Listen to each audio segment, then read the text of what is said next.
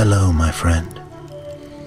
Today I will tell you another long-forgotten legend. Close your eyes and let the magic transport you to Middle-earth. Our journey begins.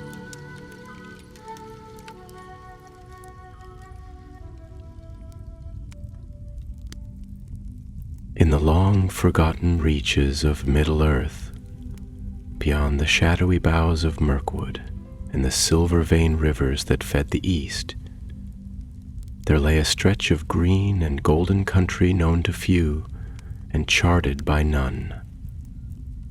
Folk called it the Wildlands, not for savagery, but for the untamed beauty of its rolling hills, its high meadows, and the creatures that made their home beneath its sun-dappled tree.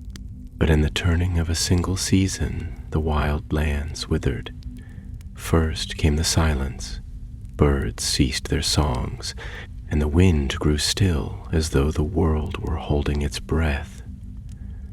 Then the rains failed, and the riverbeds cracked like old stone.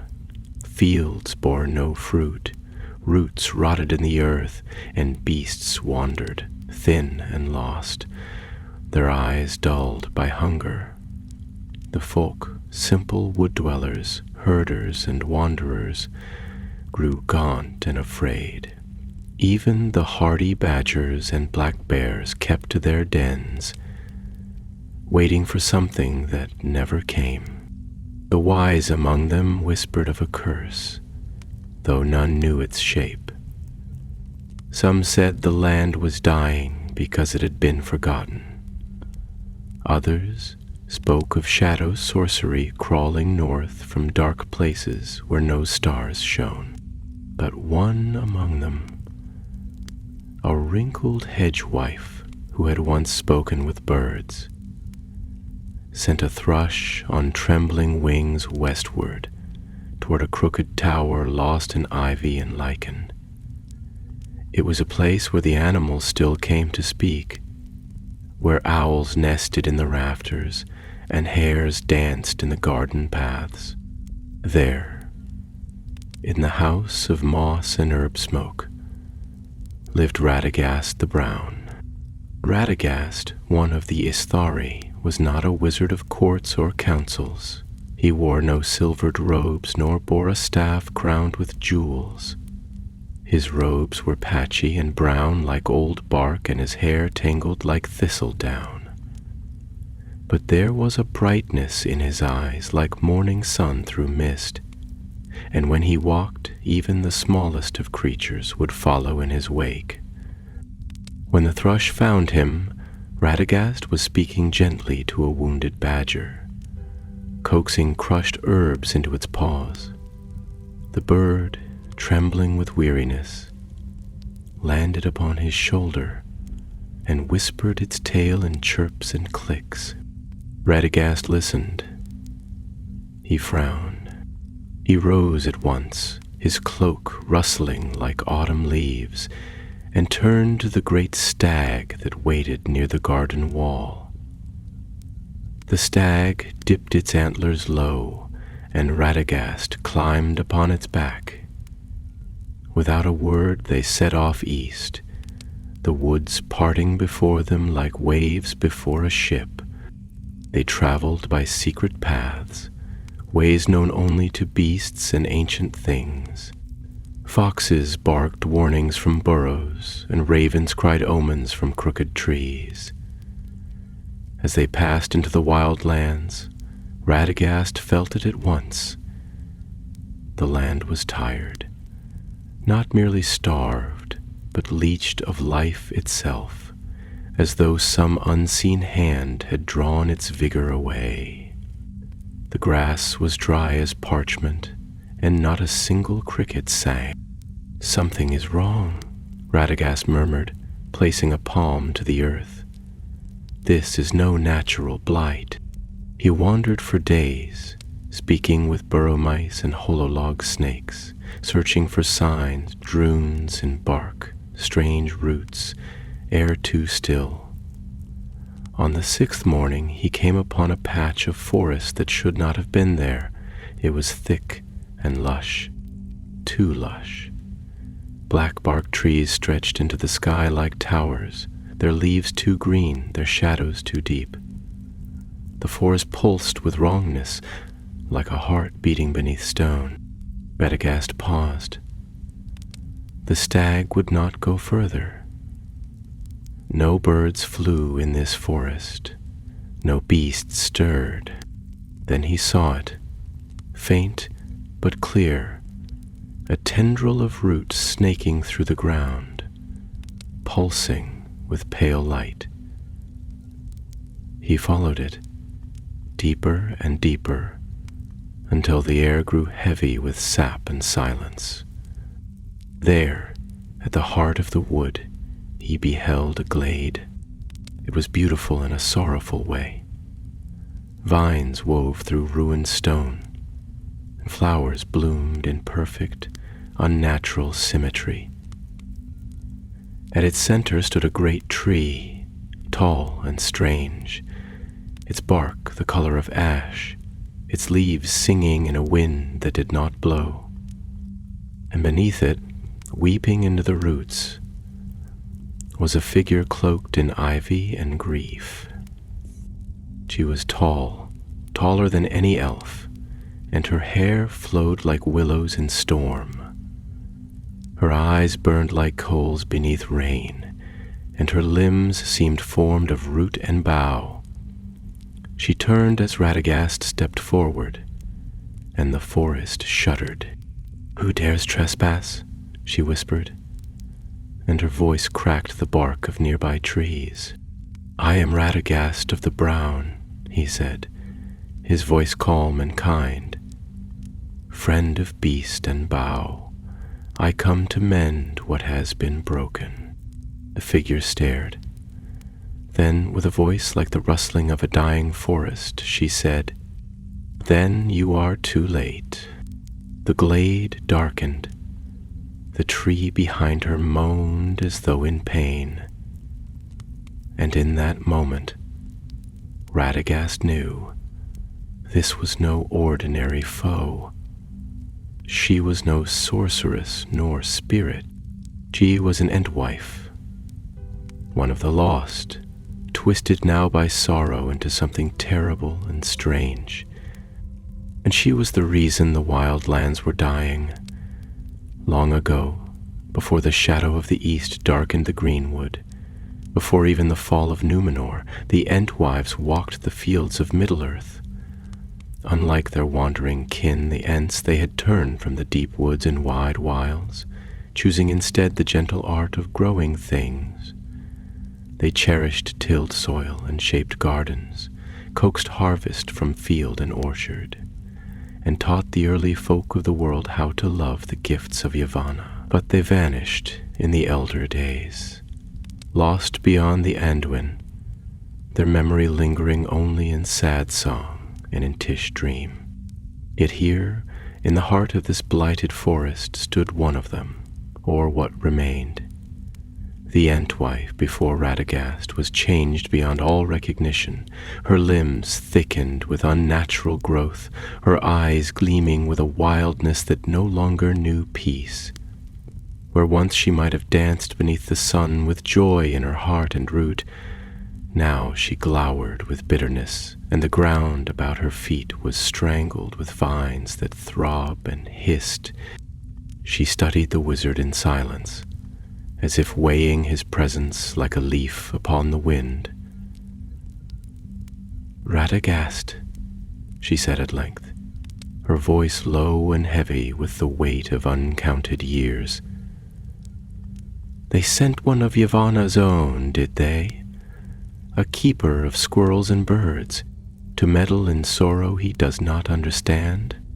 Radagast stepped forward slowly, not with challenge, but with the bearing of one who walks gently among wounded things. "I have not come to meddle, Lady of the Green.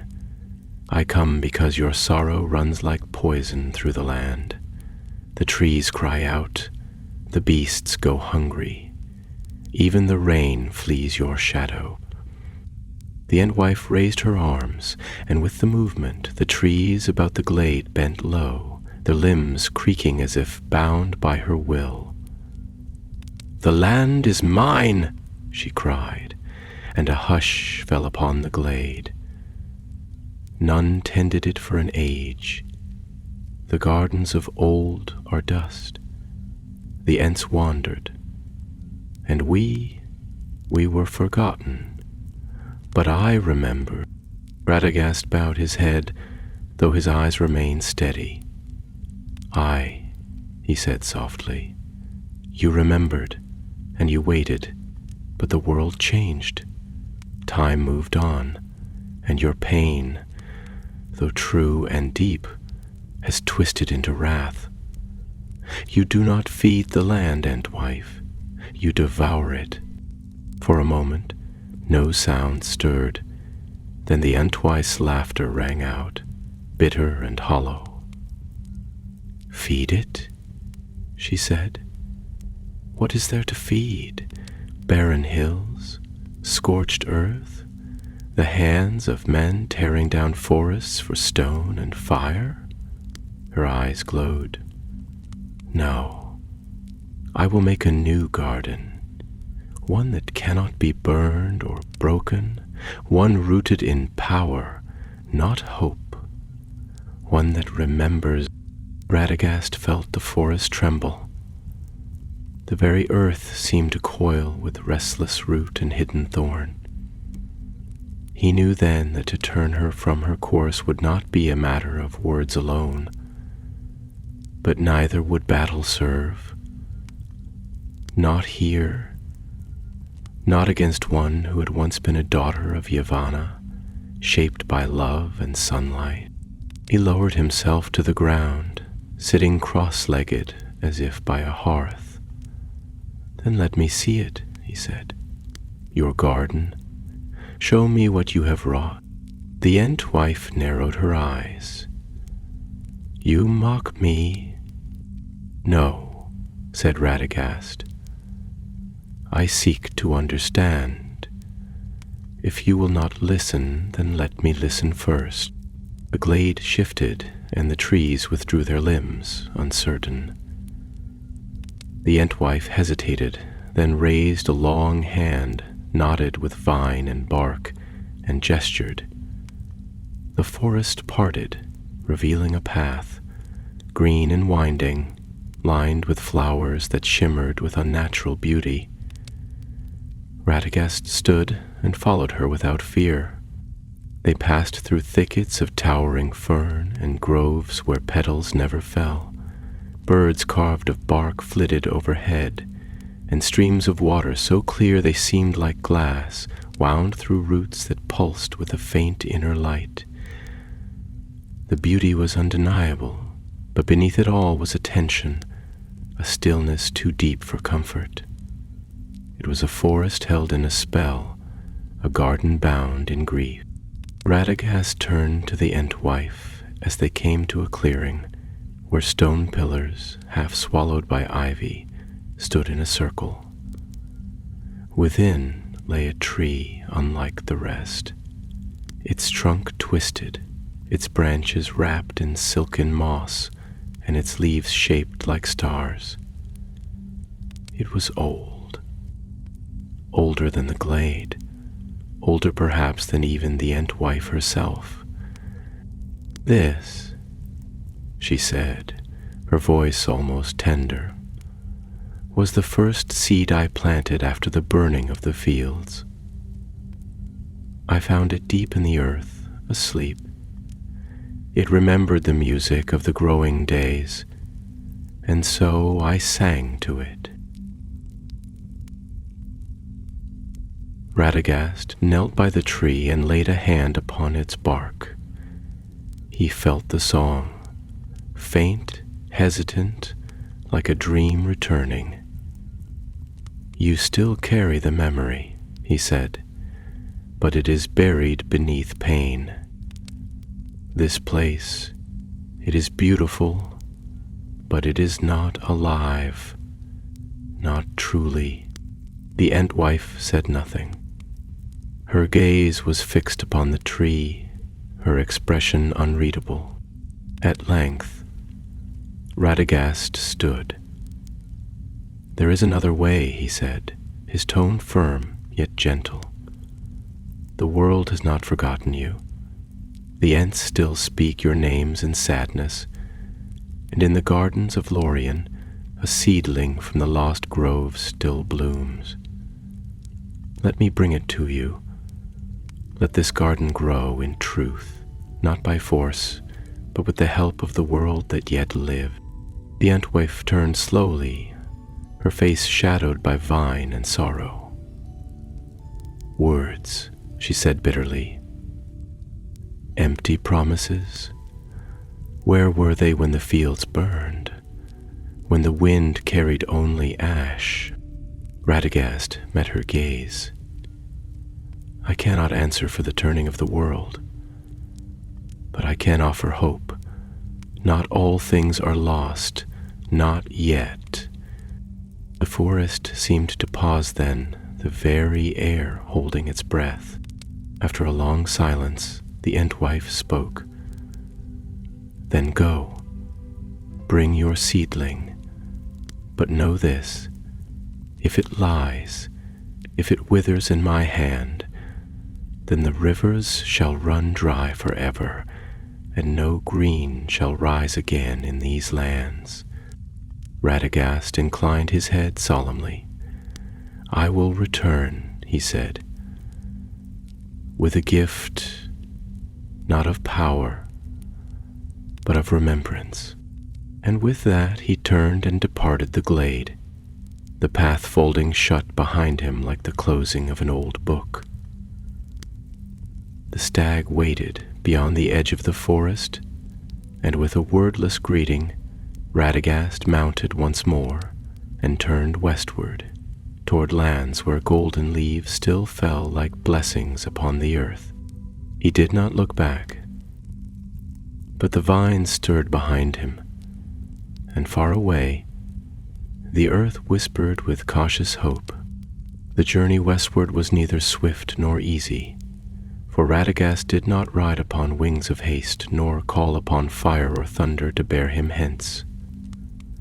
His way was bound to the land itself, and as he passed from the wild lands into the outer vales of the greenwood, he felt with every step the waning of the sickness that had gripped the earth like a clenched fist. The air, though heavy with early autumn's chill, was freer.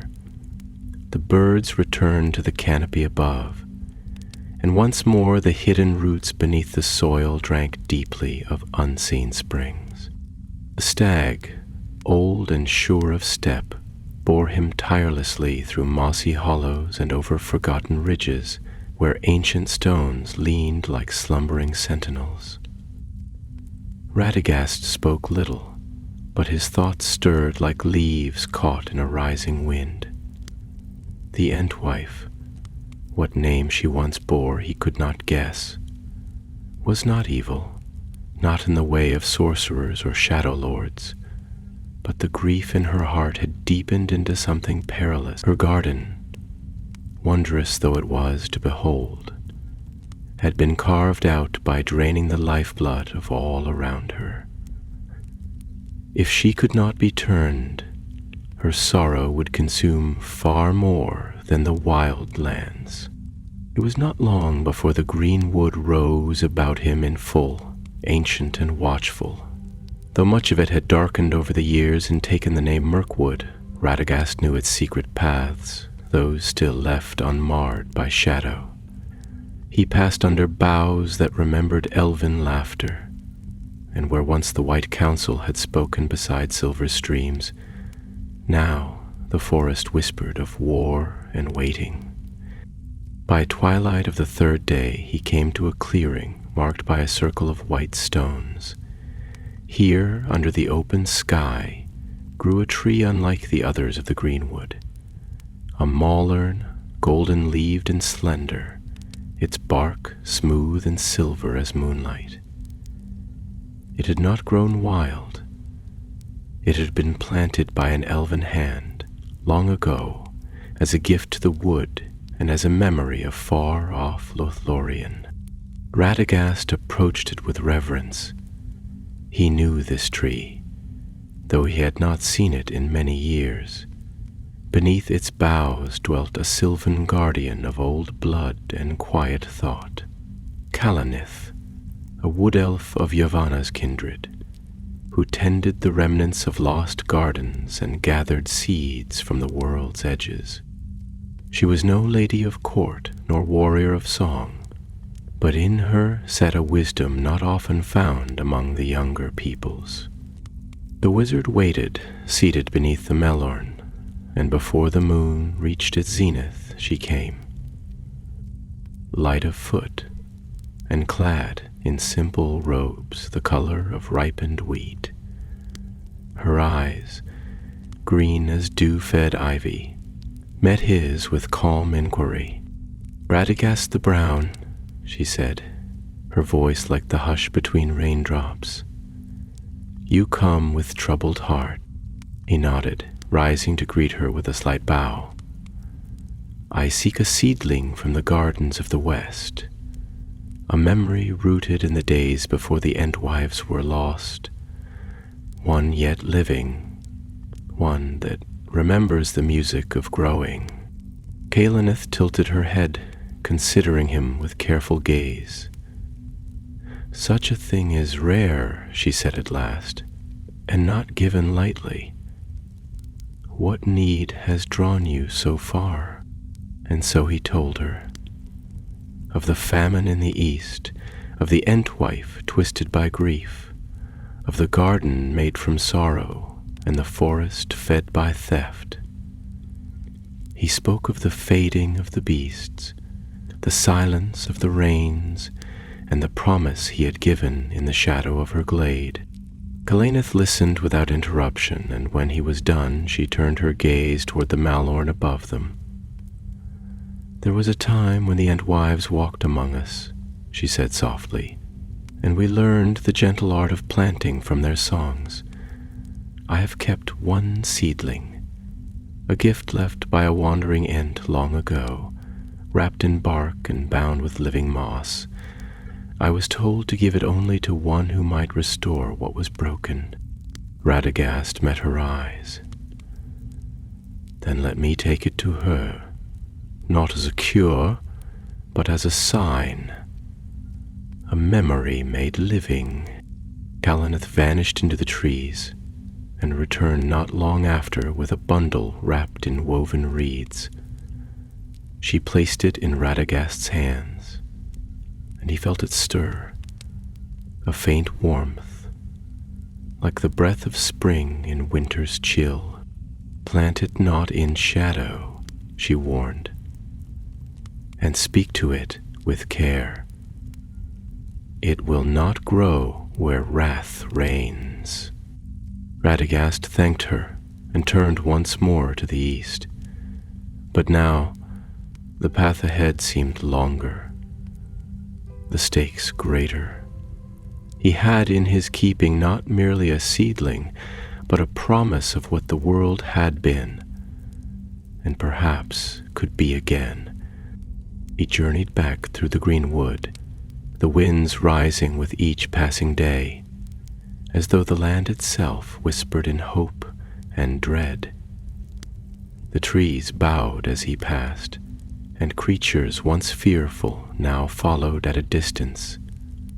Badgers, foxes, birds of bright feather, all watching, all waiting. When at last the wildlands came into view, he saw that the corruption had spread. The false forest had grown outward, its edge crawling like a tide across the hills.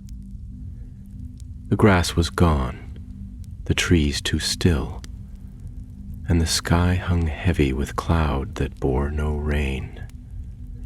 Radagast dismounted and placed a hand upon the earth. "She waits," he said, "and she watches." He pressed forward, the seedling nestled in the crook of his arm, and once more passed into the unnatural forest, where no birds sang and no breeze stirred the branches. The glade opened before him like the mouth of a cave, and there she stood. The Entwife, taller and darker than before, her form draped in tendrils that pulsed with slow, terrible life. "You have returned," she said, and though her voice was soft, it echoed through the trees like the groan of stone beneath weight. "I have," said Radagast, "and I have brought what was promised." He stepped forward and knelt, unwrapping the reed bundle. The seedling within was small and pale, but it stirred gently in his hand, as if sensing the light despite the gloom. The Entwife stared at it, unmoving. "It remembers," Radagast said, "not just sorrow. It remembers joy. It remembers what it was to give life rather than take it. Will you let it grow?" The Entwife did not answer at once. Her eyes were fixed on the seedling, and the vines at her feet began to tremble. A sound, low and strange like wind in forgotten hollows, rose from her chest. She fell to her knees, and the glade darkened further. Then she spoke, barely above a whisper. "Then plant it, and we shall see what truth remains in hope." The glade fell into a silence deeper than any Radagast had known, a silence that pressed against the skin and stirred the memory of things long buried. Even the false wind that had whispered through the cursed trees was stilled. As though the very forest held its breath, Radagast, moving with the calm grace of one long accustomed to the rites of earth and growing things, laid the seedling gently upon the soil. His fingers, worn and calloused from years spent in tending bird and beast alike, brushed aside the dark moss that blanketed the ground in sickly abundance, revealing a patch of loam still faintly warm and trembling with life. He did not speak as he dug the small hollow, nor did he chant in the high speech of the Valar, for such things he deemed unnecessary and perhaps unwise in the presence of one so wounded. Instead, he hummed, a low, tuneless murmur that wound through the glade like mist over still waters, a song without words, meant only to soothe and to stir remembrance. When the seedling was planted, he pressed his palm over the soil and closed his eyes, and for a long moment neither he nor the Entwife moved. The ground beneath his hand was cold at first, resistant, as though uncertain whether it wished to welcome this stranger root. But then came a warmth, not a heat, but a gentle stirring, a breath, a thrum. The seedling quivered, and a single tendril of green pushed up through the soil, unfurling a leaf shaped like a tear, glistening with dew that had not fallen from the sky. The Entwife stepped forward, slowly, as if fearing what she might see. Her face, half hidden beneath a veil of willow tangle and vine, was unreadable, yet her breath caught in her throat when her gaze fell upon the growing shoot. She reached toward it with one long-fingered hand, but stopped short, as though remembering some ancient grief. "It lives," she said, and her voice was hoarse and hollow. "I did not believe. I thought such green things had passed forever from the world." Radagast remained kneeling, though he now looked up at her with quiet resolve. "Not all is lost," he said, "not yet.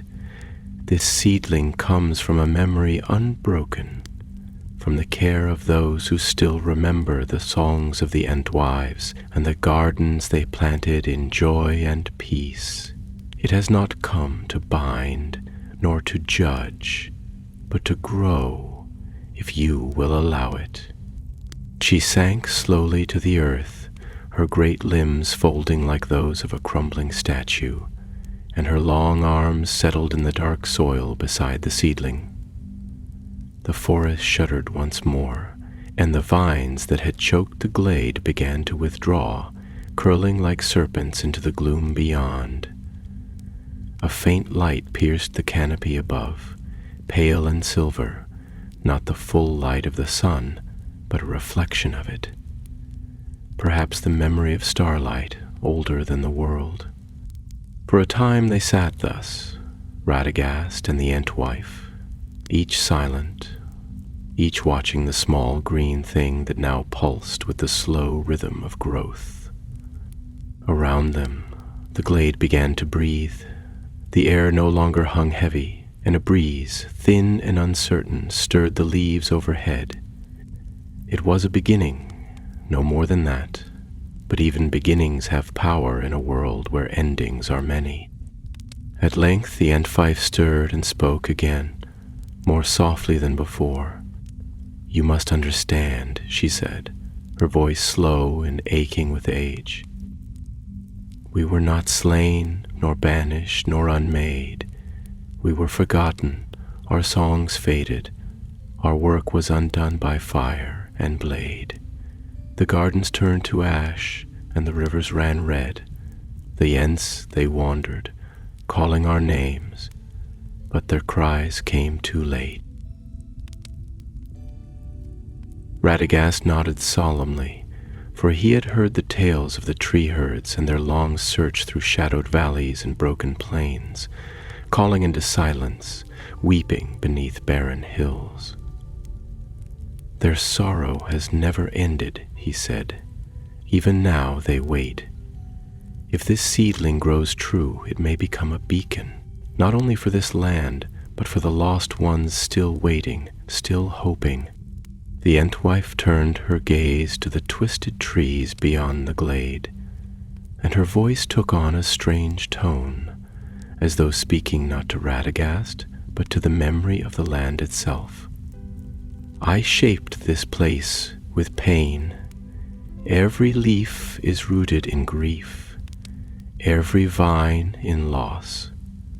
To let go of it, to unmake what I have wrought, is to risk the return of emptiness." "No," said Radagast, rising to his feet. "To let go is to allow new life to enter. Emptiness is not the enemy. It is a vessel, waiting to be filled, not with wrath, but with wonder."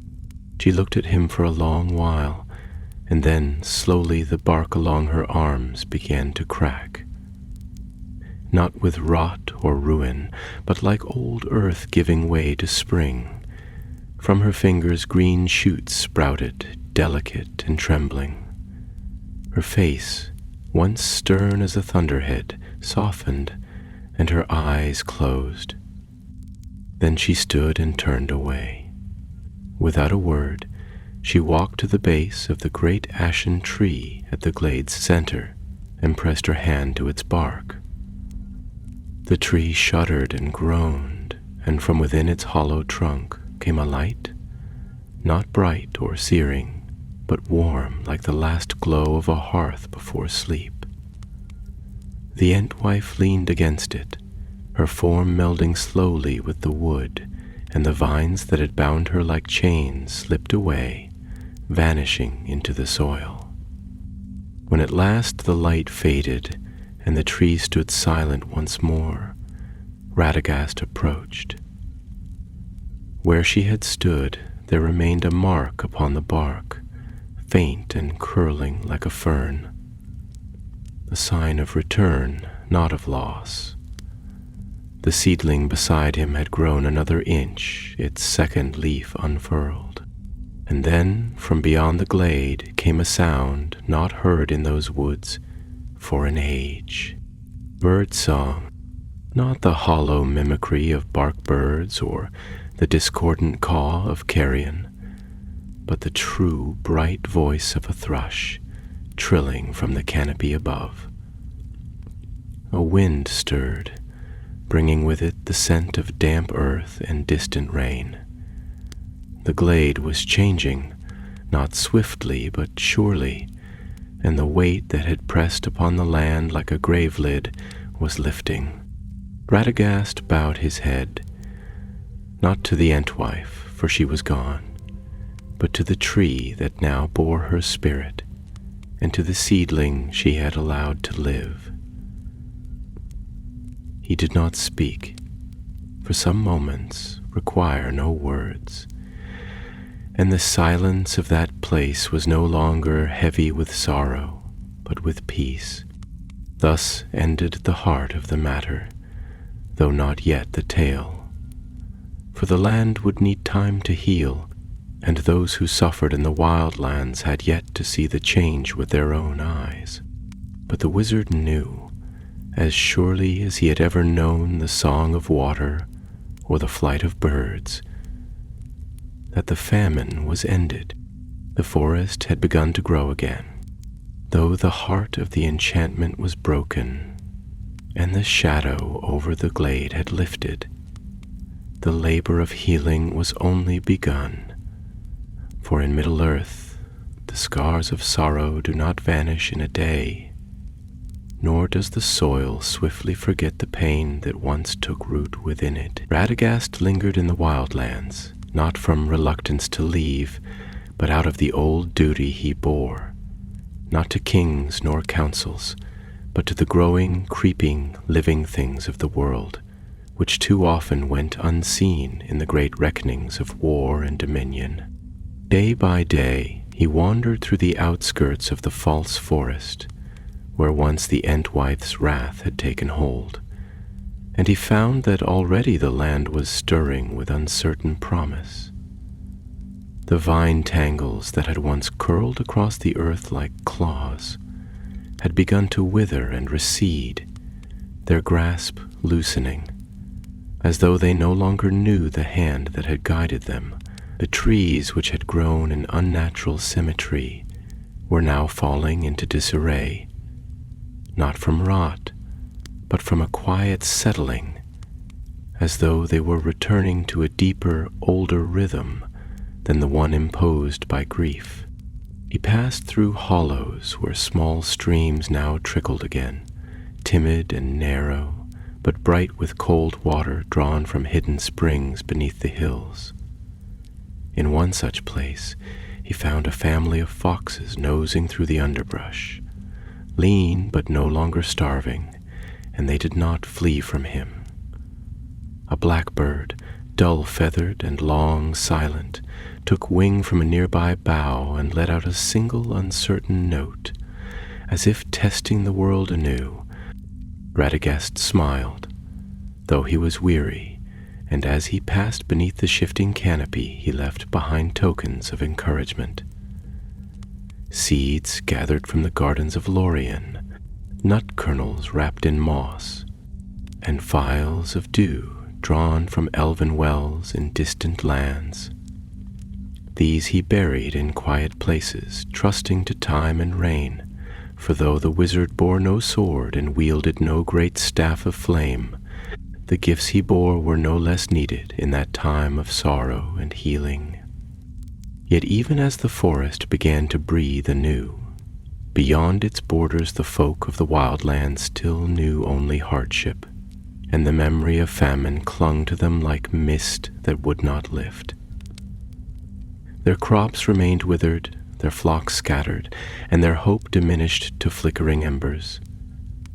It was to them that Radagast next turned his path, descending from the wooded hills into the scattered hamlets and lonely steadings that dotted the valleys beneath.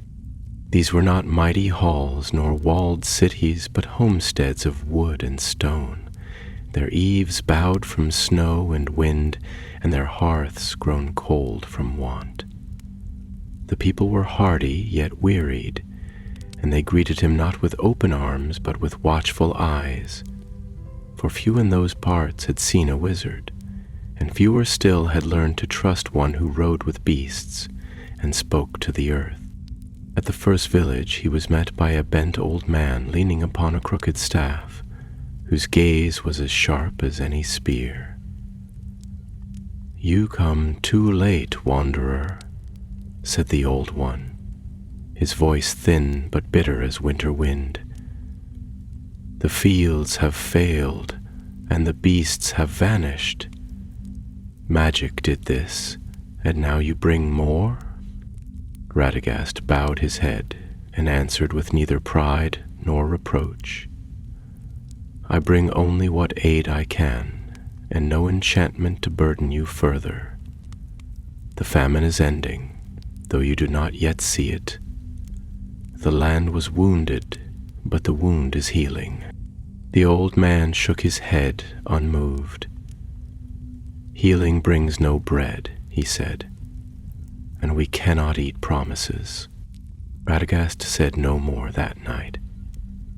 But he stayed, and in the days that followed he walked among the fields, where the soil was dry and crumbling, and he spoke to the earth in the tongue of roots and rain. He brewed draughts from herbs he had gathered in secret places, poured them upon the furrows, and whispered to the seeds buried within, coaxing them not with power but with patience. He called forth the birds from the forest's edge, and they returned warily, crows and sparrows, wrens and jays, and they pecked among the furrows, stirring the soil, spreading seed and devouring pests.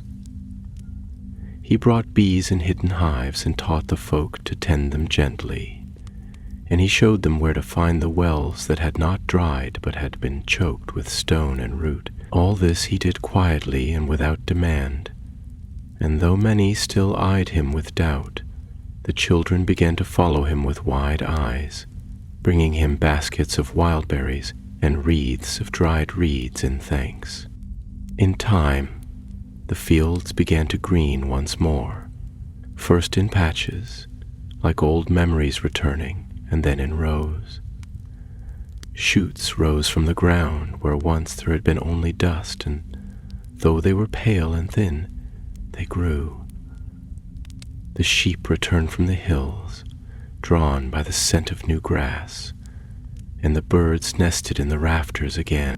Word spread, as such things do, and soon folk from neighboring villages came, at first only to look, and then to ask.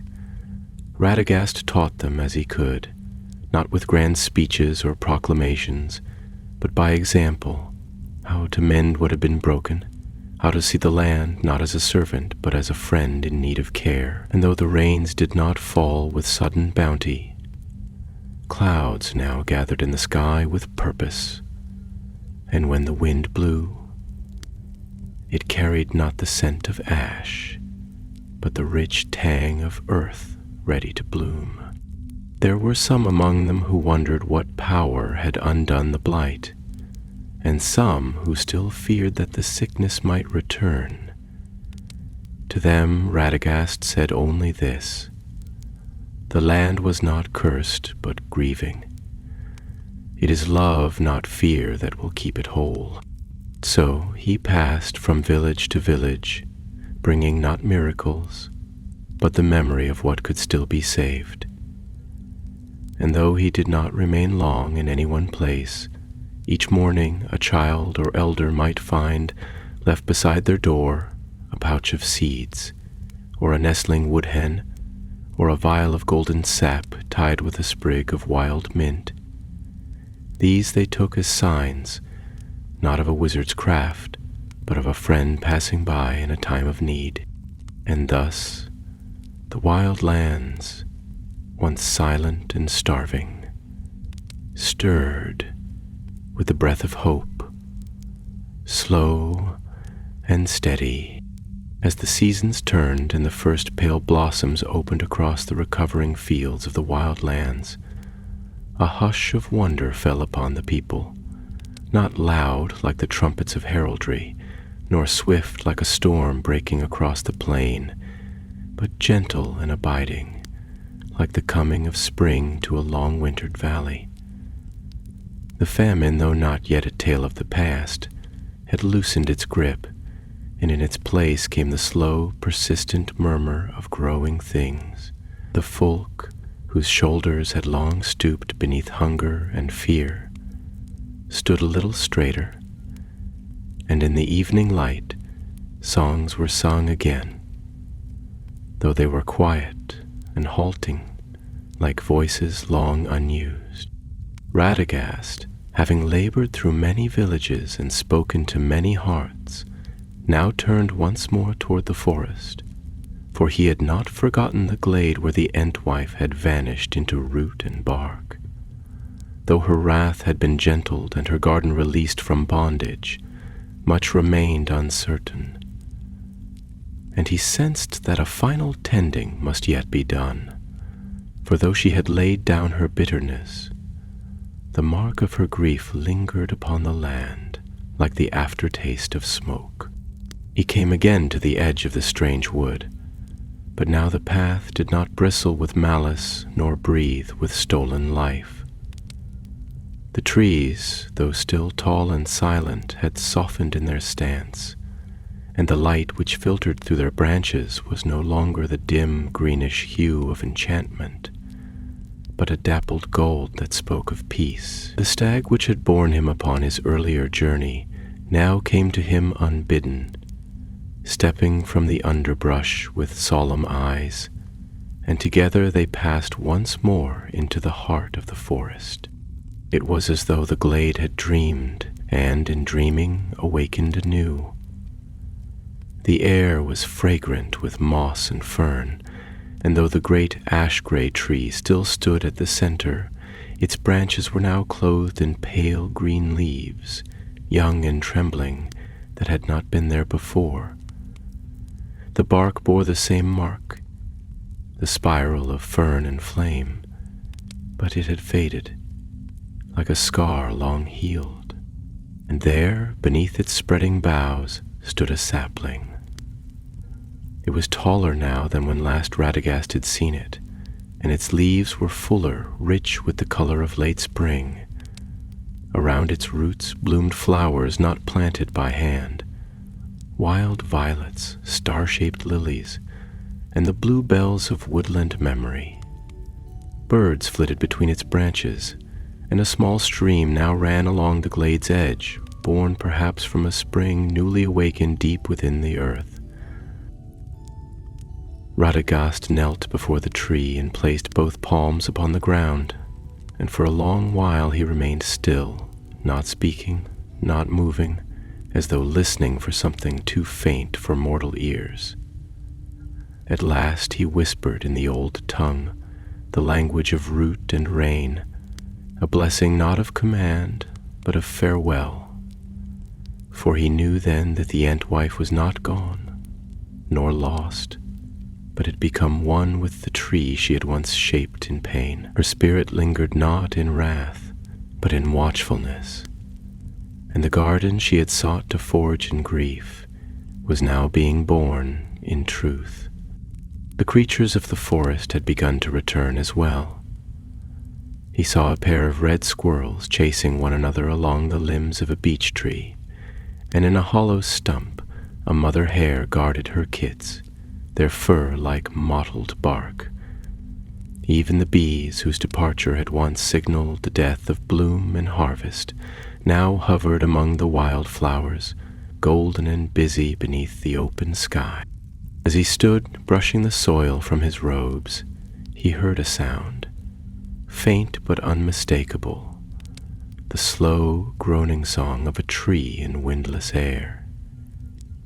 It came from the great tree itself, from its roots and heartwood, and it was not a cry of sorrow, but a hum of contentment, as of one who rests after long toil.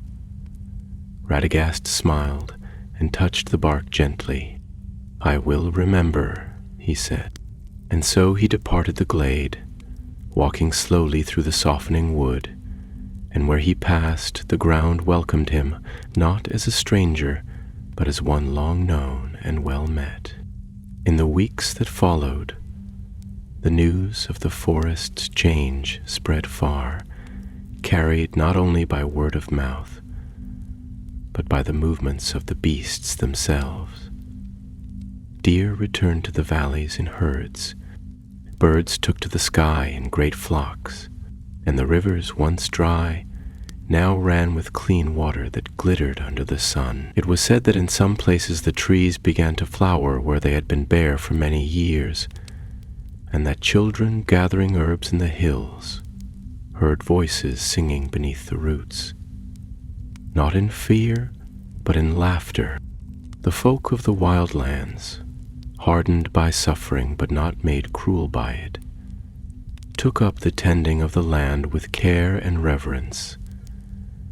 They planted what seeds they had been given, not in haste but in hope, and they worked the fields with patience, aided now by the creatures they had once driven away in desperation. Wolves no longer prowled the village edges, and even the bears that had lingered near the high country withdrew into the woods, no longer drawn by hunger, but content with their ancient dens. As for Radagast, he remained for a time among them, though he kept no fixed dwelling.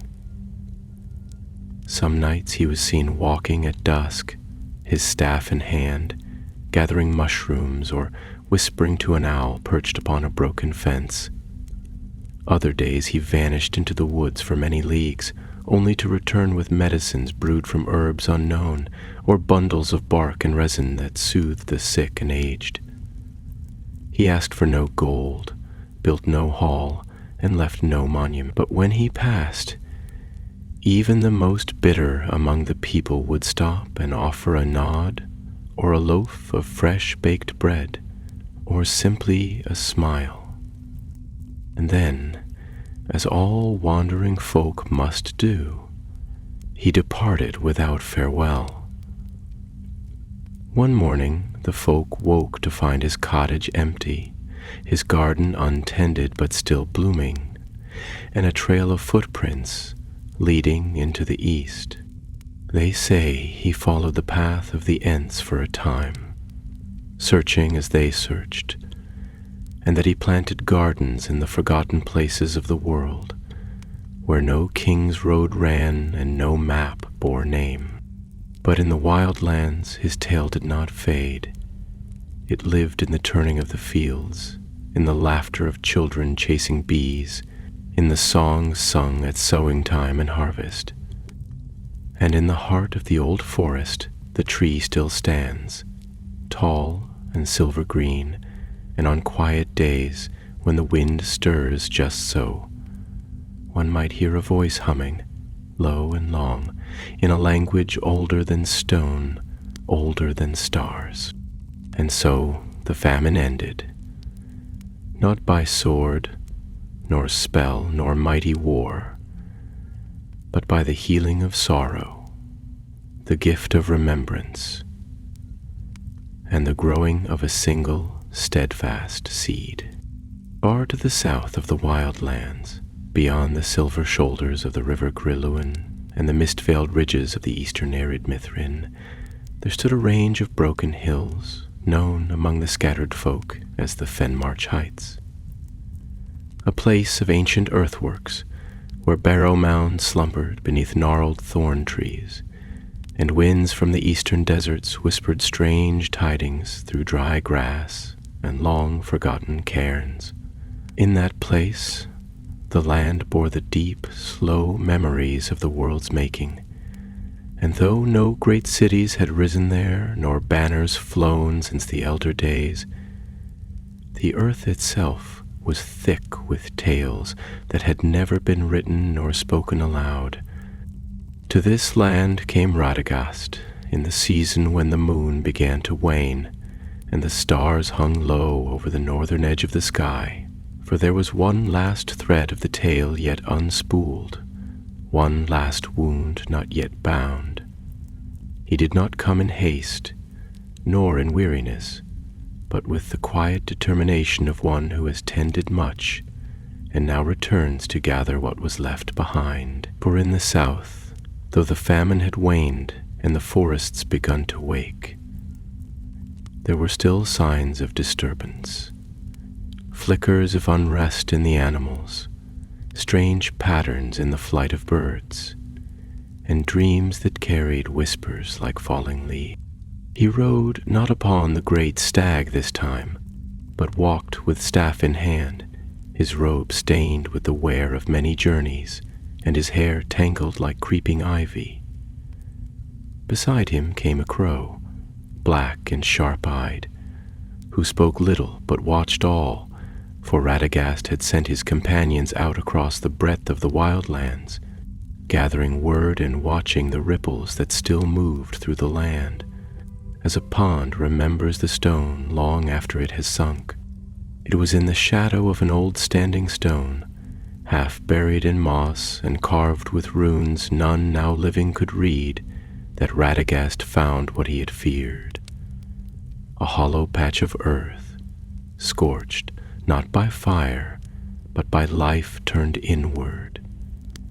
Here the grass was blackened, the roots snapped as if by unseen teeth, and even the stones bore a faint gray pallor, as though the color had been drawn from them by some deep unmaking. Around the edge of the blight, nettles and thorn grew in twisted abundance, thriving where all else had perished.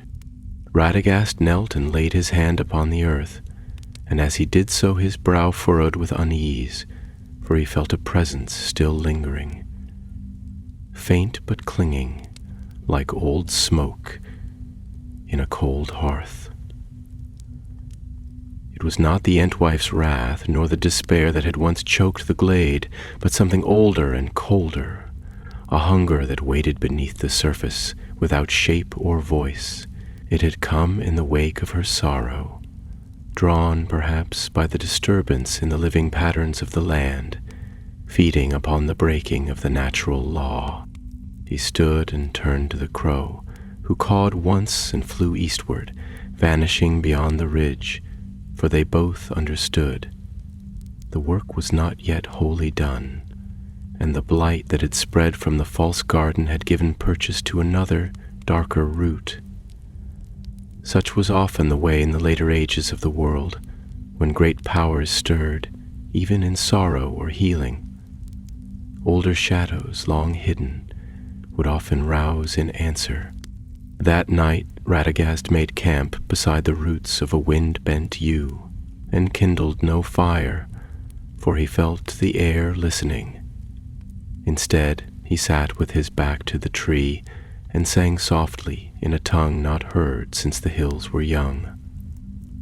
The stars turned overhead, clear and bright in the frost-rimmed dark, and his voice mingled with the rustling of the branches until all the woods seemed to hum with remembrance.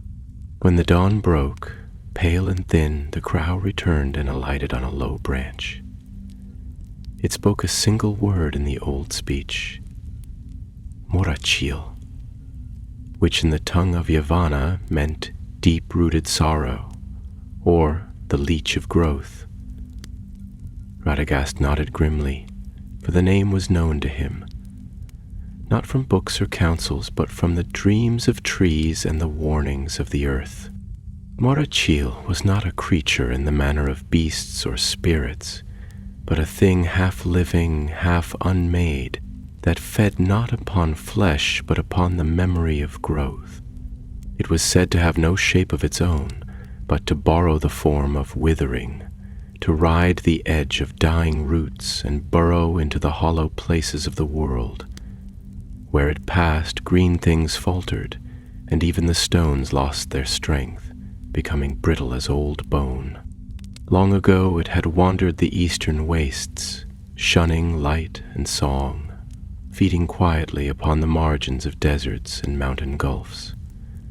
But now, drawn by the wound left in the wildlands, it had crept northward, finding in the Entwife's former garden a feast laid bare.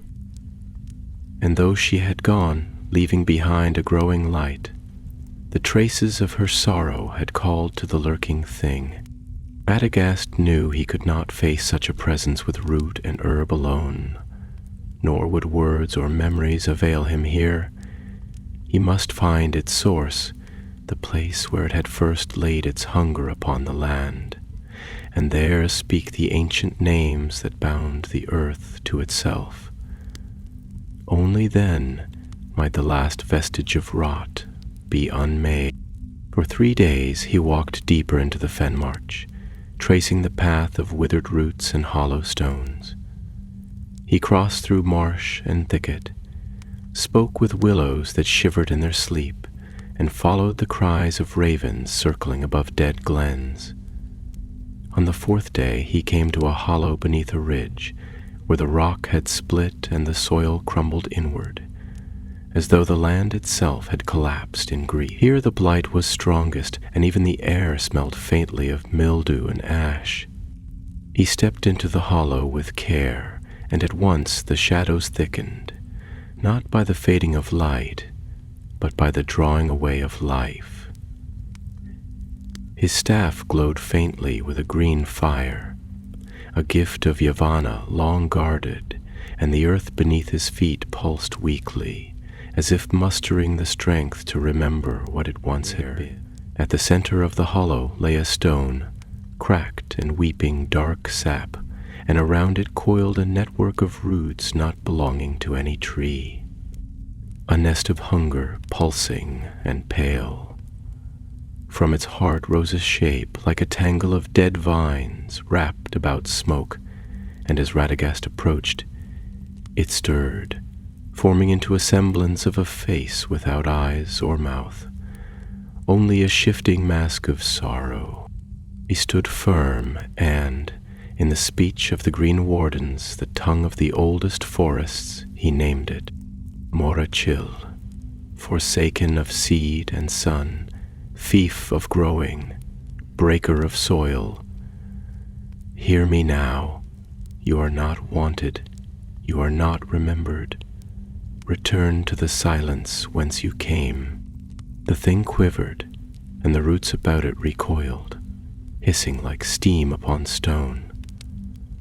Radagast raised his staff, and from its tip shone a single beam of light, not white or gold, but the deep dappled green of leaf shadow, of morning through beech boughs.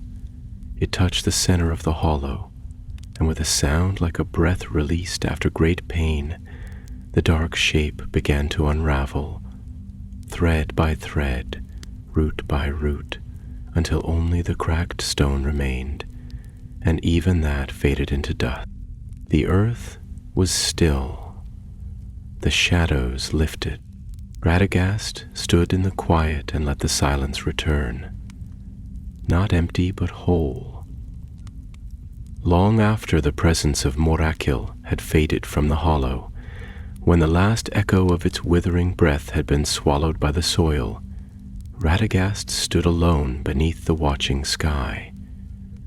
And though no herald had come to proclaim victory, nor any horn had sounded in the hills, the earth itself bore witness to the breaking of a quiet but ancient peril. The wizard placed his staff upon the ground and knelt, not in weariness, but in reverence, for he understood that he had not cast down a foe as warriors do with sword and shield, but rather had turned back a sickness, a hunger without voice, and in so doing preserved the quiet harmony of the world. He remained for a time in the hollow, listening to the slow return of breath to the land, for now the grasses stirred again at the rim, and the moss that clung to the boulders had begun to shine faintly with the dew of morning.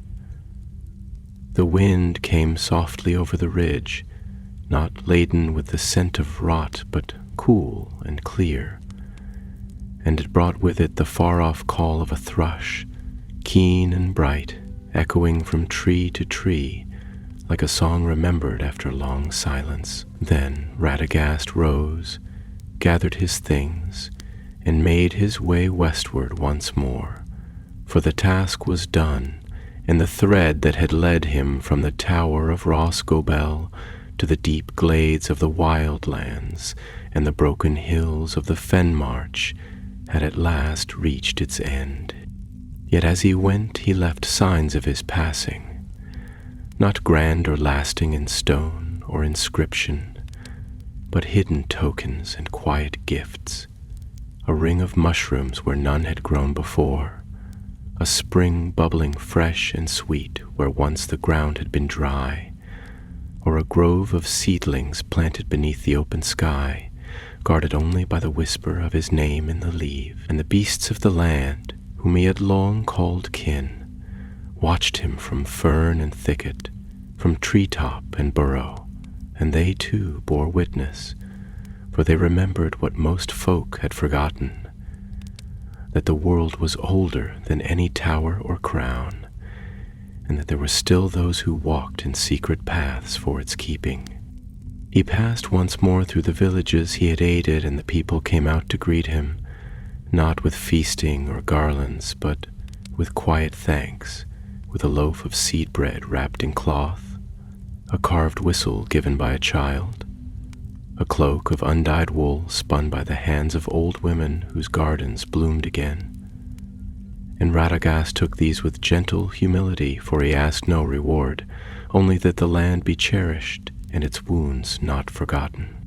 In one hamlet, beneath the red boughs of an apple tree, he was met by a girl child, no more than 8 years old, whose face was pale, but whose eyes were bright with that eager wonder found only in those too young yet to understand sorrow.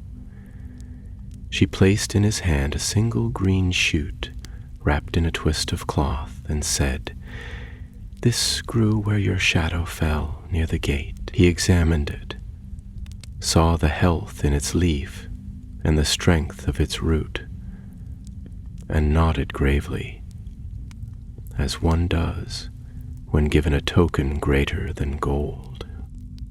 He gave her in return a feather, long and banded in silver and deep brown, drawn from the wing of a hawk that flew only in the highest air, and told her, "Keep this, and when you plant the shoot, place the feather beside it, and it will never thirst."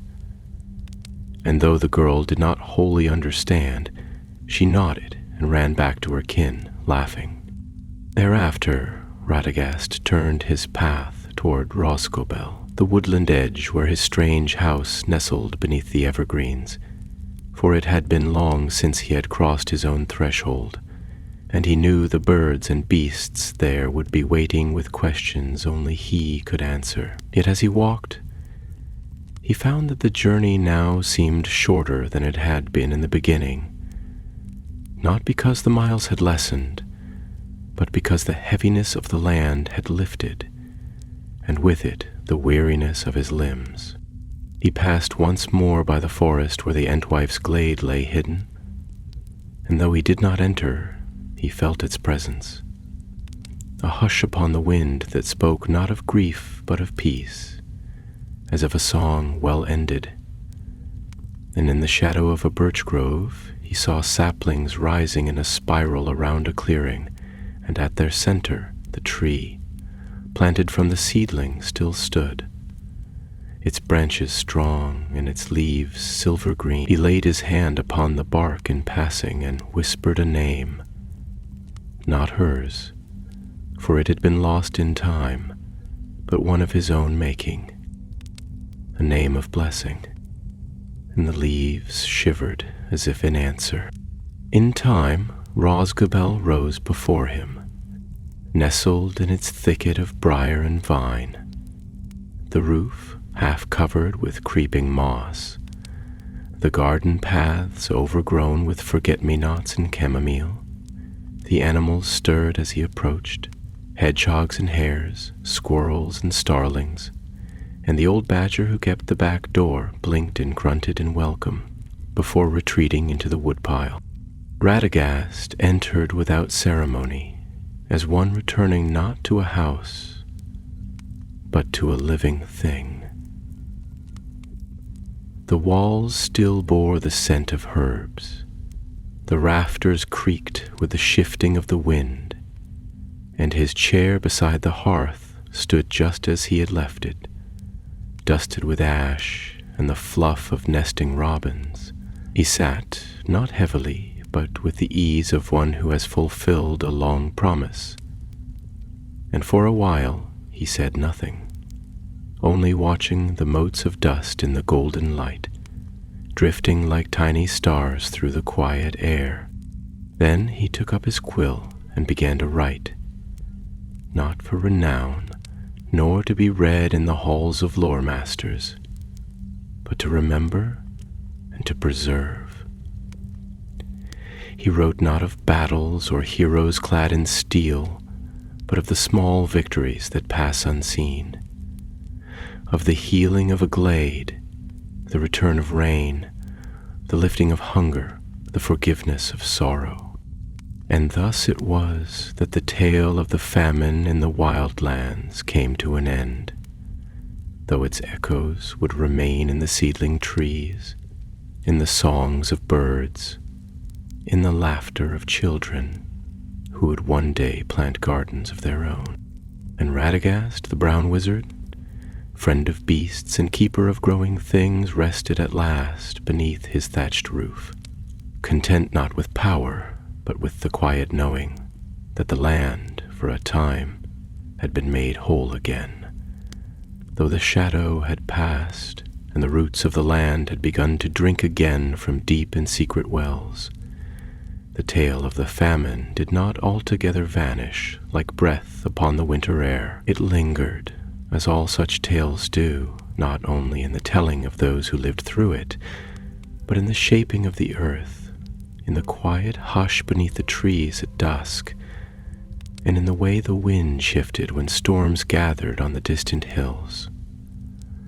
The wild lands, though green once more, bore within them the memory of suffering, and with that memory came a new reverence, a hush of gratitude that settled into the bones of those who tilled the soil or walked the fields at twilight. It was in this season of soft renewal, as the year turned toward the harvest, that Radagast, from his cottage beneath the evergreen eaves of Roscobel, began to sense a restlessness upon the air. The birds brought tidings from afar, larks from the southern reaches of the greenwood, sparrows from the hedgerows near the river running, and owls that had watched from crag and hollow alike. All spoke, not in words, but in their own way, of a stirring in the east.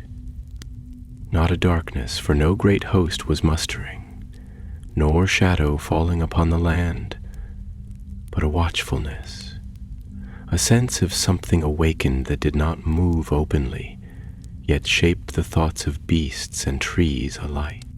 Radagast listened, as he always did, not merely with ear, but with the deep patience of one who had long walked in the quiet ways of the world.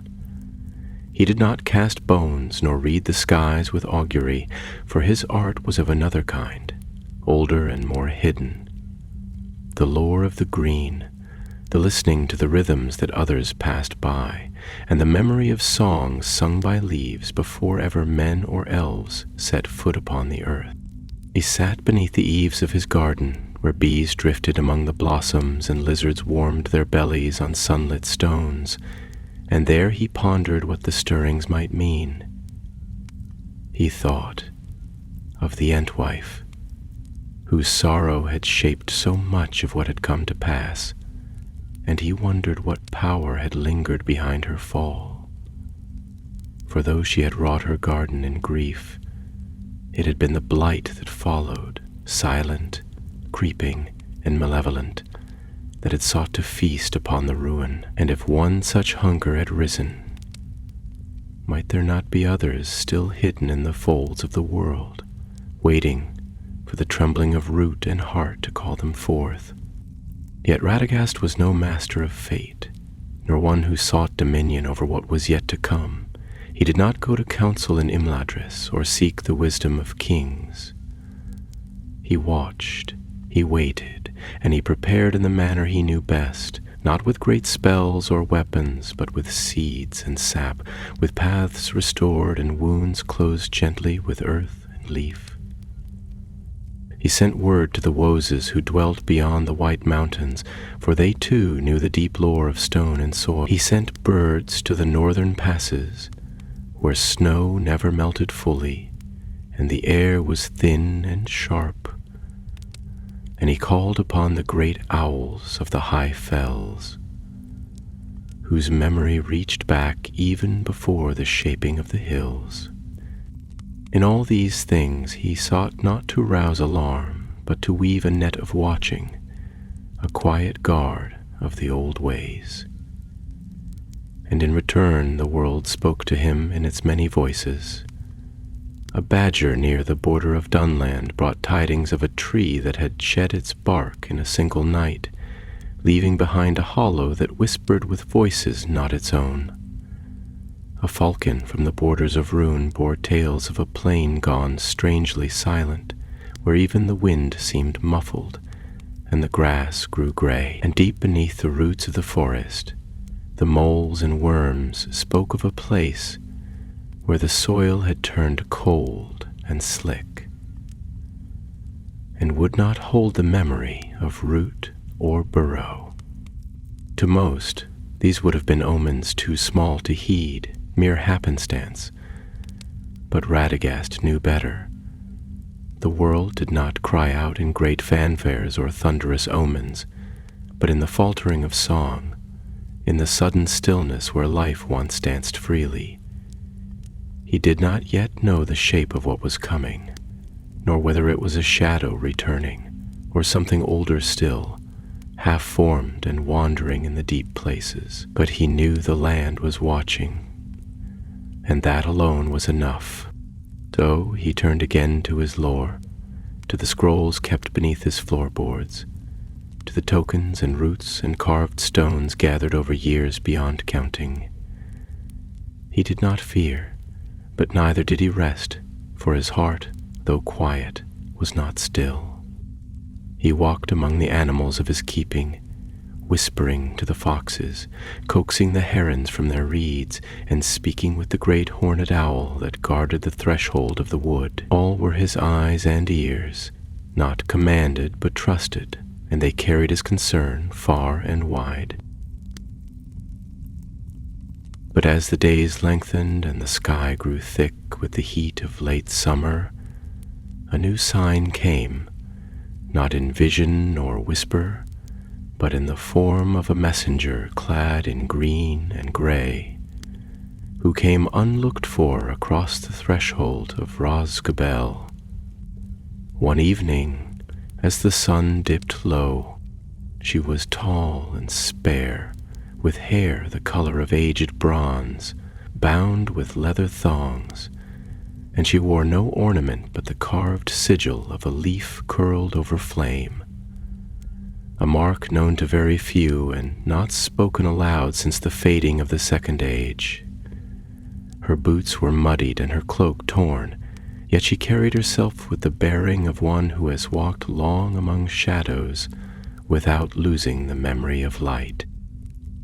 Radagast rose at once, for he knew her by sight, though he had not seen her in many lives of men. "Lindariel," he said, and bowed, though she had once been counted among his kin. "It has been long indeed." She inclined her head and spoke in a voice like wind through mountain pine. "Too long, friend of fur and feather. The east stirs again, not in fire nor conquest, but in silence and soil, and the green world feels it first." Radagast gestured her inside, though already the air between them thrummed with old memory. "Then speak, and I will listen. If the old roots crack once more, it may fall to us, though still watching, not to war, but to tend." And so they sat, long into the night, beneath a roof of thatch and birdsong, and the stars wheeled above them in quiet majesty, watching as they always had. The stars were wheeling high above the eaves of the greenwood, and the hearth within Rosgobel glowed low with the last embers of the fire, casting a soft and flickering light upon the two figures seated in the shadowed chamber. Radagast the brown, cloaked in robes that bore the dust of many leagues, sat with one hand resting upon the staff he had carried since time uncounted. Opposite him, cloaked in green woven with threads of dusky silver, sat Lindariel, a Maiaia of Yavanna's order, once a warden of the gardens that had bloomed in the west before the fall of the ancient light. She had not dwelled in the lands of men for many ages, and her coming was no chance crossing. Between them lay a map of bark and leaf vein, spread upon the oaken table like a tapestry of the living world, marked not with lines of stone or name, but with the paths of rivers, the scars of burned forest, and the places where root and branch still whispered the songs of old. Lindariel, with one long finger, traced a slow arc along the eastern borderlands, where the brown hills fell into shadow and the sky was wide and empty. In the days after the Entwives vanished, she said, her voice low and measured, there were places they had passed through, valleys where their gardens once grew, and where the earth remembered their touch even after they had gone. In time, these places withered, not from violence, but from abandonment. The memory faded, the roots turned inward, and in the emptiness that followed, things came that had no name, creatures that did not walk but grew, drawn not to light or shadow, but to the absence of both. Radagast listened without speaking, for he knew better than to interrupt one whose words were shaped from memory deeper than stone. He watched the flickering play of light on the map, and saw how her finger hovered over a region marked by no known name, just a patch of bare earth between the shoulders of two ancient ridges. It has no name in the tongues of men, she continued, but the trees call it Aethelithui, the ashen spring. There the waters do not sing. There the wind carries no scent, and though no tower stands upon it, and no banner flies, something is gathering. Not quickly, nor in open might, but like a root spreading beneath the soil, hidden until it cracks the foundation above. Radagast leaned forward then, his brows furrowed, not in fear, but in thought. And you believe it stirred in answer to the famine? No, she said, her eyes glinting like starlight seen through branches. It stirred in answer to the garden born of grief. The Entwife's pain did not pass unseen. Her sorrow sent out a cry, and something answered, not to comfort, but to feed.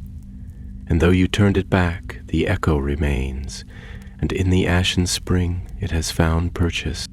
The wizard stood and walked to the small window, where the moon hung bright above the eastern hills. He was not a warrior nor a wielder of wrath, yet his heart, though filled with gentleness, was not weak, and when he turned, his eyes bore the strength of stone, long weathered but unbroken. I will go, he said, for if it is in the growing places that this shadow seeks to root itself, then it must be faced, not with flame or blade, but with the lore of the green and the power of the old songs. Lindariel inclined her head, though her gaze lingered long upon him. Then you must go not alone, Radagast of the Brown. I will summon others, those who remember the older paths, the lesser spirits and guardians of hill and hollow who have not forsaken their vigil entirely. But they are scattered and wary. They will not answer to calls of might or command, but perhaps to your voice they may stir. And I shall call to them, he said, and if they listen, then perhaps the land may yet be defended, not in war, but in healing. She rose then, and as she did, the shadows of the cottage seemed to lengthen and stir, though no fear entered with them. She moved like wind through forest, swift and soundless, and at the door she paused, placing one hand upon the frame. The war of root and stone is older than the swords of kings, she said, and if you fail, the green places will be the first to fall. Then she was gone, and Radagast stood long in thought, the firelight casting flickering images upon the walls of his home, where herbs hung in fragrant clusters, and small creatures stirred in their nests. In the days that followed he began his work. He spoke again to the earth and air, to the water beneath the moss and the roots tangled in silence. He wandered farther from his home, not to teach nor to tend, but to listen. In hidden hollows and forgotten glades he sang the old songs, the songs of sunlight through leaf, of rainfall upon tilled earth, of birds returning at dawn. He carved sigils into bark, not of domination, but of remembrance, and he scattered seeds not for harvest, but for hope. And in time they came, not in great numbers nor with heraldry, but in whispers and glimpses. The guardians of field and stream, the greenskin watchers of the fenlands, the silent wights of hollow trees who had not spoken since the first age. They came in bird form and beast form, in the shimmer of leaves and the hum of bees, and they listened. He told them of the ashen spring and of the thing that gathered there. He did not command, for he was no lord among them, but he shared his purpose and his sorrow, and he asked for their aid, and they gave it, not in armies, but in presence, in the waking of the land. Trees that had slept began to sway in rhythm with unseen song. Wells long dry began to murmur once more. The animals of the fields grew watchful and still, and the roots of ancient groves shifted beneath the soil, reaching toward the forgotten place where no name was spoken. For though few would see it, and fewer still would understand, the world was moving again, not by force of kings, but by the will of things older than speech. And Radagast, clothed in brown and crowned with dust and leaf, walked at the head of that slow and silent host, a herald not of war, but of healing, going forth to meet whatever had risen in the shadowed hollows of the east. It was in the waning of the summer moon, when the stars hung bright yet distant above the crowns of the trees, that Radagast set out from the bounds of Roscabel for the final time in that age, clothed not in splendor but in the plain habit of his order, woven of brown wool and bark thread, marked only by the stains of moss and leaf and the dust of long-trodden paths. About his shoulders he bore a mantle of woven thistle and creeping vine, gifts of the wood itself, and in his hand he carried not a staff of polished ash or adorned with crystal, but the same crooked branch he had borne since his earliest wandering, gnarled and living still, for it had rooted itself in every land he had passed through, and had never ceased to grow. Beside him flew the crow known among the birds as Tharn, wise among his kind and sharp-eyed, whose ancestors had once served the courts of the north and spoken in the tongues of men. And behind him, though few would have seen them, there walked a host unseen by mortal eyes, the watchers of the glade, the root spirits and leaf-bound wights, the lesser beings of earth and water that had come forth from hollow and hill in answer to the wizard's call. They bore no weapons, and they made no sound, but their presence stirred the wind and bent the grass, and where they passed, the sleeping things of the land awakened to memory and murmur. Their path led eastward through the long glades of the greenwood, where the trees had grown strong again, though many still bore the scars of sorrow. The leaves rustled above like soft-spoken voices, and beneath their shade the air was cool and deep with life. Radagast did not hasten, for the journey was not one of war, but of awakening, and he paused often to speak with the trees, to listen at the mouths of brooks, or to lay his hand upon the stone. At each place he left behind a token, a sprig of wild mint, a bundle of herbs, a word spoken in the old tongue, and in this way the land itself became a map, not of distances or borders, but of strength and song. At length they passed beyond the familiar woods and came into a country of low hills and dry riverbeds, where the air grew still and the soil bore a fine white dust like ash. Here the birds no longer sang, and the roots beneath the earth writhed slowly, as if in restless sleep. The wind that rose from the east was dry and sour, carrying no scent of leaf or blossom, but something older and more bitter, as if drawn from stone that had forgotten the light. It was then, as they came upon a wide and empty plain of grayed grass and blackened shrubs, that Radagast halted, and the company behind him grew still, for they had reached the threshold of the place known to the trees as Etel Lithwi, the Ashen Spring.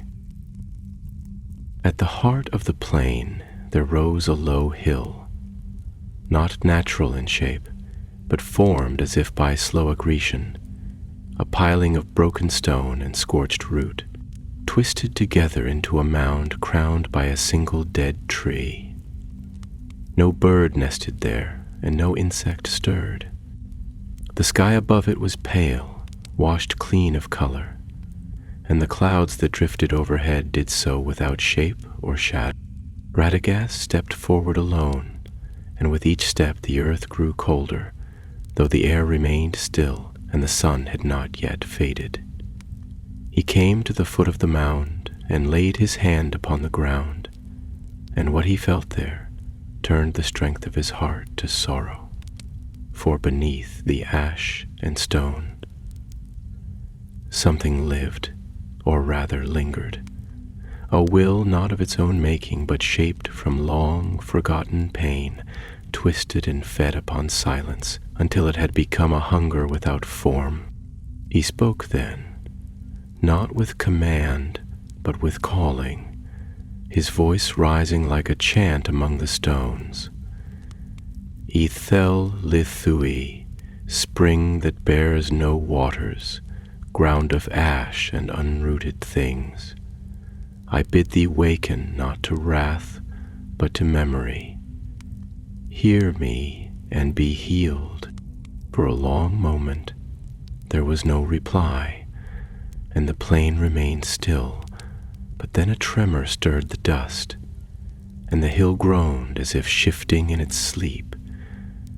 The dead tree atop it creaked, though no wind stirred its branches, and a voice came, not loud, but deep, like water falling into a hollow well. You come too late, it said, not in malice, but in emptiness. The garden is withered, the seed has rotted, all that remains is silence. Radagast lifted his staff and placed it upon the mound, and from its end flowed not fire nor light, but a low warmth, green and slow, like the stirring of sap in the heart of winter. Not all seeds perish, he said.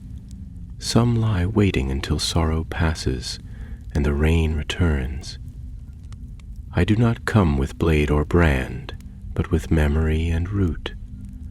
I come not to break, but to bind. And as he spoke, the beings that had followed him from glade and hollow came forward, not in haste, but in solemn procession. They circled the hill, placing hands and paws and tendrils upon the earth, and a song rose, not of triumph or battle, but of leaf returning to branch, of rain falling upon stone, of a world that remembers even as it heals. The hill shuddered. Cracks spread across its surface, and a light, pale and slow, began to rise from within. The tree atop it trembled, and from its highest branch a single green bud unfurled.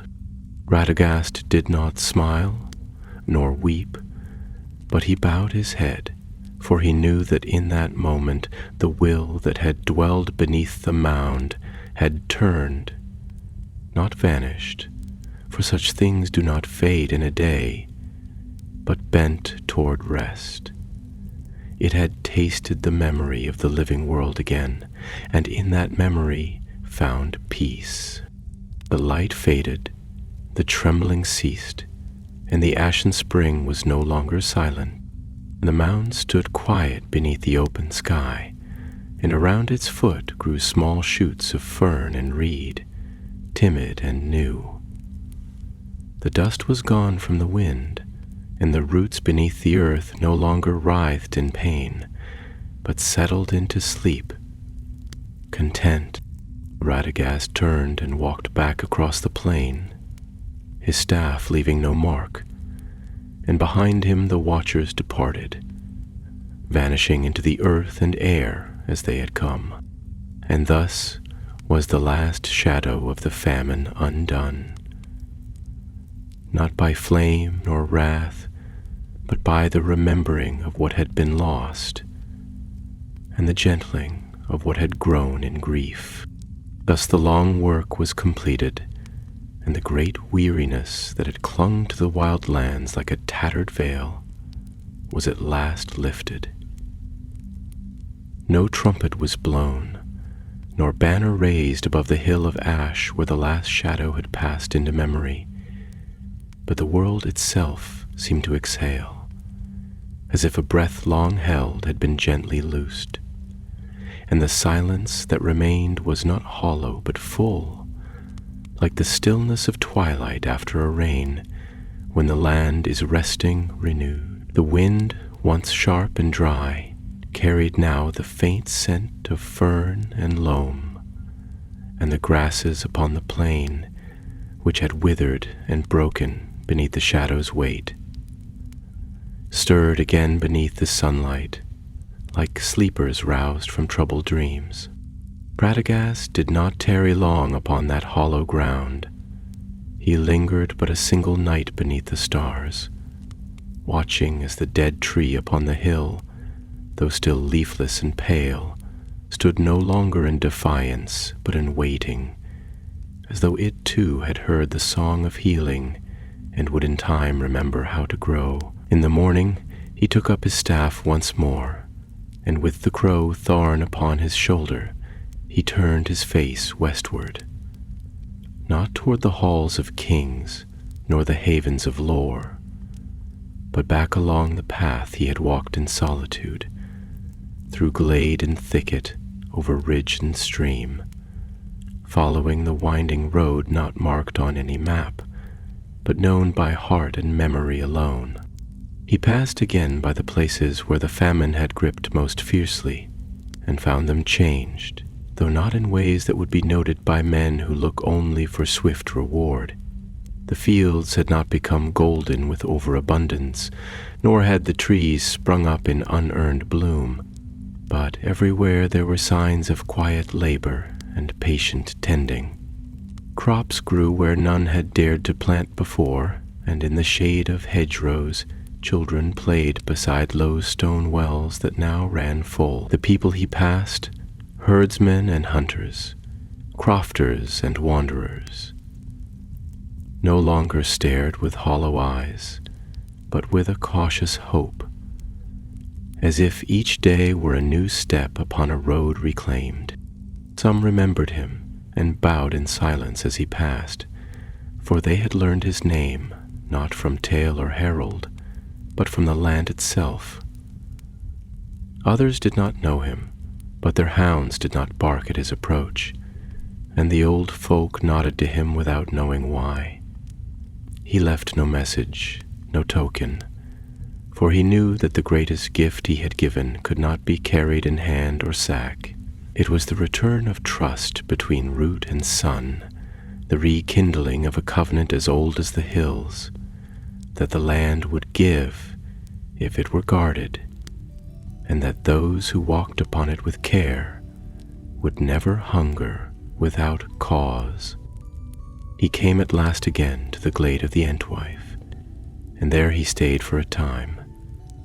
The sapling he had planted from the garden of Lorien now stood near as tall as a man, its bark smooth and green gold, and its leaves, shaped like 7-pointed stars, whispered gently even when the wind did not stir. Around its roots bloomed flowers not of one kind or color, but many, wild and ordered alike, as though the earth could not decide whether to recall a garden or a meadow, and so made both. He sat beneath its shade and listened, for the tree had begun to speak in the slow tongue of growing things. Its dream still shallow, but already reaching back through the soil to touch the old songs. He laid his hand upon its trunk and closed his eyes, and he felt her presence there, not bound or sorrowful, but blended now with the rhythm of the place, neither forgotten nor alone. In her grief she had nearly broken the world around her, but in her release she had become something more, a part of the healing, not a wound to be feared. She did not speak in words, but he heard her in the wind, in the rustling leaves, and in the hush that lay upon the glade like a promise. From that place, Radagast did not return directly to Rosgabel. He wandered west for a time, and north and sometimes south, drawn by whispers in the earth and the murmuring needs of places unseen. He traveled not as a bearer of doom nor a herald of glory, but as he always had, quiet, unlooked for, and kind. And where he passed, green things took hold more surely, and the wild remembered that it was love. In the years that followed, the tale of the famine became a story told beside hearths in winter, passed down by those who had once feared the skies would never rain again. They spoke of the brown wizard who had come not in might, but with moss and birdsong, who had planted seeds where others had fled, and who had faced the wrath of a broken Entwife and healed her garden not with chains, but with memory. The glade where the silver-green tree grew came to be known as Tawaroran, the rooted gift, and many came to see it in later days, though few stayed long, for it was a place of great stillness, and it asked of all who entered that they remember something they had forgotten, that sorrow may pass, and that from the ashes of ruin a new spring might yet be born. As for Radagast, it is said that he returned at last to his home and dwelt there many years until the tides of time pulled even him westward, beyond the bounds of Middle-earth. Yet others say he never left, but walks still among the hidden ways, speaking to owls and whispering to roots, guarding the balance in places where no king's eye reaches. But whether he crossed the sea or not, his work remained, rooted deep in the hearts of those who had learned to tend and not merely take. and in the wild lands where famine once spread its black breath across hill and hollow, there now grew meadows and gardens, glades and orchards, wild woods and green fields, all twined together by the patient hands of those who had been taught not by rule or rod, but by a quiet, shuffling figure in a brown cloak, who had taught them how to listen. So ended the tale of how Radagast ended the famine in the wild lands, not with fire or steel, but with love for the earth and a seed planted in sorrow, which bloomed at last into hope.